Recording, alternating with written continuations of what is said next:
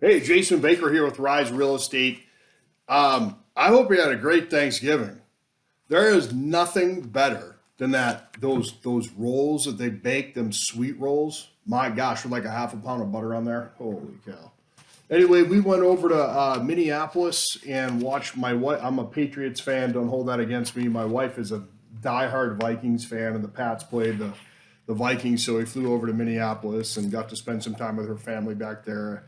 The infamous in-laws and everything. But we had a great time, great food, and it was great. But happy to be back to work, ready to start working on our year end, and also what we're doing now is going to provide fruit for 2023. Right? Do not let your foot off the gas this time of year. I mean, it's like one of the seven deadly sins, right? So yesterday, Chris Stuart, who is the CEO of Berkshire Hathaway Growth, in the growth division there, franchise division, he is now the president for Place, which is who I'm associated with. So he called me the other day. He's my accountability partner, and I was not reporting back to him enough. And he said, obviously, as much, as you say you're a motivated person, obviously you need a little kick. So he's like, so why don't I do a little seminar for your agents? So it was just us. This guy cared enough about my team, like I care enough about you, to call me and say, let's do this. So anyway, I want to share some of the things, some of the wisdom that he gave us yesterday. It was just such a great call. I mean, I need to up my presentation skills because he just crushed it right on Zoom. So he said, Jason, I've got three C's, and my beautiful wife Sarah added a fourth C, so we're going to go over that. But Chris's three C's were, the first one was commitment, and he asked myself and my team, and obviously very timely because I was not texting him my numbers each day, the number of contacts I make, the number of recruiting calls I made, etc. Am I committed to the plan that I've set? And then he asked, do you even have a plan? Our team does because we did our 2023 business planning. But are you committed to the plan that you made a few weeks back at our business planning? And he said, are you reviewing on a daily basis your business plan? If you don't have one, it's not too late to make one. When is it too late? 2023, right? So if you haven't already made one, the next best time is today, right? So, or you just doing real estate as a side hustle. He said, that's completely fine. If you're just doing it as a side hustle, you probably don't need a plan, right? So many people are doing that. So that's what he said. He said, am I committed to the plan that I've made? And do I even have a plan, right? So review that daily. Number two, do I operate with certainty? Or, so the second C that he had was certainty.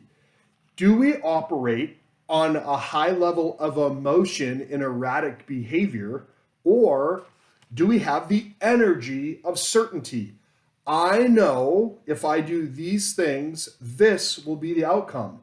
I do not have any room for doubt because I actually have a finite plan that I know if I follow is proven millions of times over and over again that will work, or hundreds of times for me, or tens of times for me. Do I operate under certainty, or do I operate under lack or uncertainty, right? So do I believe I will achieve the outcome? I have to operate as if it's already happened. And so he talked about that. The other thing that he, as he was actually saying, number three, I thought of him because he took time out of his busy day. I mean, the guy's not unbusy. He only eats from the hours of 3 to 6 p.m. every day. He goes, the reason why I do that is, number one, it's healthy to eat once per day. He goes, now I eat a ton of healthy food once per day. He said, but I intermittent fast. And he said, I don't have any breaks, man. I get up at 4:30 and I'm working straight through till when I eat. He goes, I get more done because I don't have breakfast interruption, lunch and I obviously I don't subscribe to that same thing, but I should think about it. But he said contribution. Are the actions that you're taking benefiting those around you? How many times do you ask that when you're going through your day? Like, literally, like, is what I'm doing helping anybody? Or is it just centered around me? And we've all been there, right? So So that hit home. And then I felt really bad for not texting him all my numbers because, he's contributing to me right now and I'm being like the crappiest, accountability partner ever. So, but I'm human, man. I make mistakes on the daily. But every day I try to get a little, 0.01% better. Some days I win, some days I lose. But I love that. And then my wife came up with one for me that I need to work on probably more than anything in my entire life is donuts. No, I'm just kidding.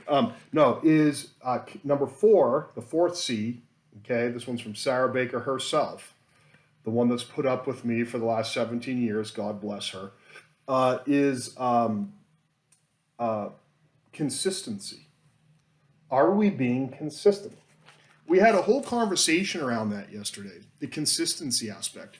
We do things for 1 week, they don't work, and then we blame the person who said to go do that, or we blame ourselves, or we blame, this get rich quick scheme didn't work, right? So do you think Warren Buffett's wealth was made in like 1 week? Do you think your wealth is going to be made in 1 week? Well, any logical person would answer no. So we have to stop trying to get rich quick and realize a plan done over a long period of time is typically a successful plan. Are there plans, or do we have to course correct sometime? Absolutely. But we got to stay in the game if this is what we're trying to do. So consistency. How consistent are we? So from 9 to 12 every day, our team makes, calls the leads that came in and makes calls, for sale by owner, expired, just listed, just sold, around an open house. We're going to do call them back, open house people, people that they know in their sphere, making sure the market reports are coming through. Again, all the internet leads, you get, 3, 4, 500 of those things a month. So it's like they're calling those people back. But like if they just do that for one dang day or damn day, because I'm kind of irreverent. If they do that for 1 day or 1 week or 2 weeks and they don't do it for the whole year, I mean, how successful are they going to be? But everything we see on social media and all this other bullshit, it's just not real life. Like real life is literally got to be in the trenches every frickin' day in order to make it work, especially now in a shifting market. You have to be more consistent, more certain, more committed, and contribute more to people right now to help them along. And that's for sure. So I wanted to share those things with you. Now I'm going to be sending out an announcement about another training that we're going to be doing. And the details are either going to be in this email. When I record these things, I never know if I'm going to get the back from the title company the okay to do it that day or if they have something else. So I think down below the invite will be. If not, I'll send out a separate email. I try not to send too many because I don't want to be like a freaking spammer. And like I say, if you hate these emails, freaking delete them. Don't tattletale on me. Just hit delete on there. Unsubscribe. Don't get all pissed off. Shapers.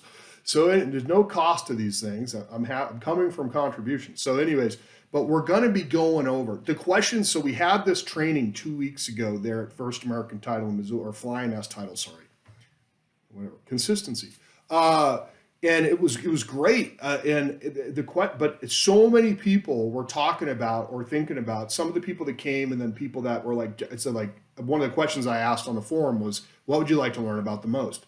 And so there was a ton of talk about how to build a team.